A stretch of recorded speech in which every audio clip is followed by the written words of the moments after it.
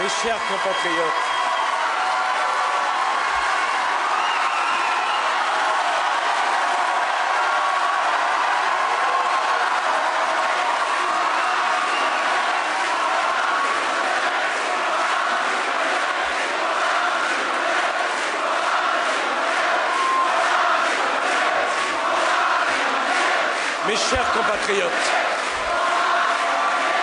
mes chers compatriotes, avec une participation supérieure à 80%, les Français ont pris la mesure du choix historique qu'ils ont à faire pour l'élection présidentielle. Les Français ont fait un acte de civisme et en agissant ainsi, ils ont démenti toutes les prédictions et déjoué tous les pronostics. Les Français ont exprimé un vote de crise, témoignant de leurs inquiétudes, de leurs souffrances et de leurs angoisses face à ce nouveau monde qui est en train de se dessiner. Ces angoisses, ces souffrances, je les connais. Ces angoisses, ces souffrances, je les comprends. Elles portent sur le respect de nos frontières, la lutte déterminée contre les délocalisations, la maîtrise de l'immigration, la valorisation du travail, la sécurité pour eux et pour leurs familles. Je sais que dans ce monde qui bouge si vite, le souci de nos compatriotes de préserver leur mode de vie est la question centrale de cette élection. Les deux candidats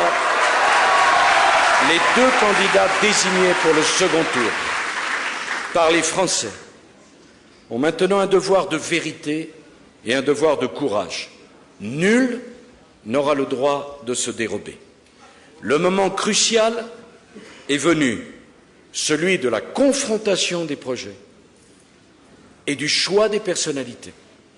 Il s'agit de désigner celui qui aura la responsabilité de notre pays et qui devra protéger les Français pour les 5 années à venir.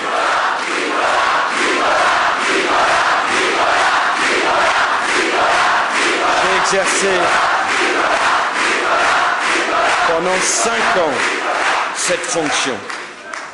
Je vous prie de me croire, j'en mesure le poids et j'en connais les devoirs.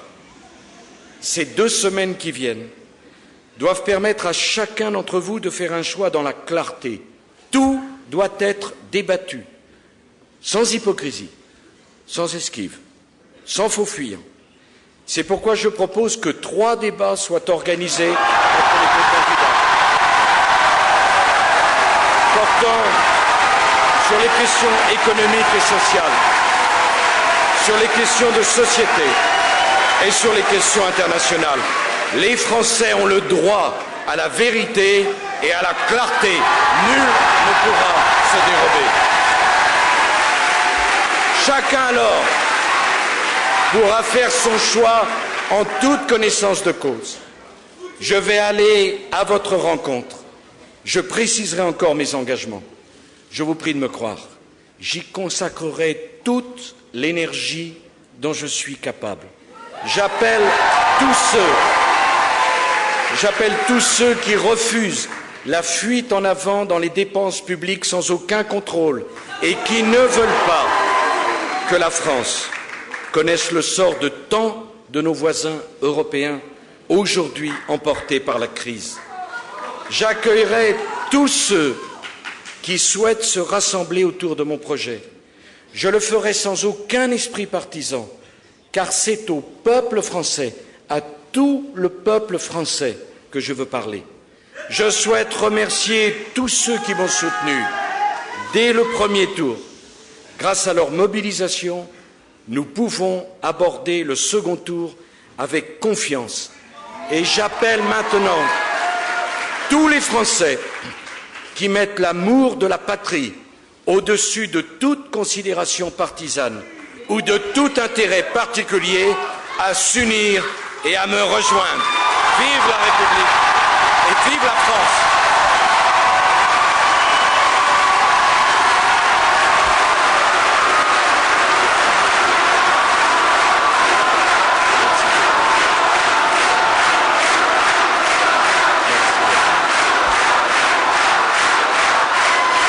grâce à vous.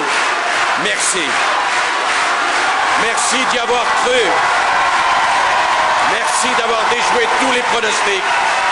Merci d'être là. Merci d'aimer à ce point la France. Merci. Tout commence.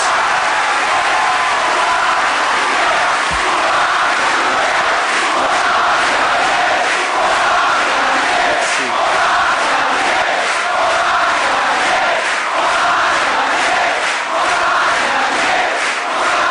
Vous avez été formidables. Je veux vous dire ma reconnaissance. Vous avez été formidables. Et pendant toutes ces semaines, vous avez été merveilleux de détermination, de courage. Vous avez résisté à tout. Vraiment, vraiment, je suis fier. Je suis fier de cet immense rassemblement. Merci. Qui que vous soyez, d'où que vous veniez, merci.